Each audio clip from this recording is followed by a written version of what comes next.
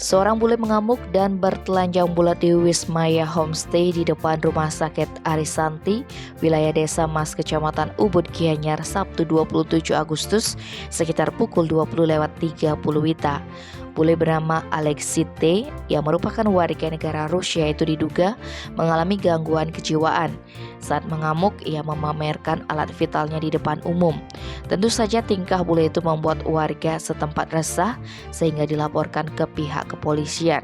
Kapolsek Ubud Kompol Gusti Ngurah Yudhistira Minggu 28 Agustus mengatakan setelah menerima pengaduan dari warga, pihaknya langsung turun ke TKP untuk mengamankan bule tersebut. Karena kondisi kejiwaannya tidak normal, maka WNA ini dibawa ke RSJ Bangli menggunakan mobil patroli Polsek Ubud. Tim Bali Express melaporkan.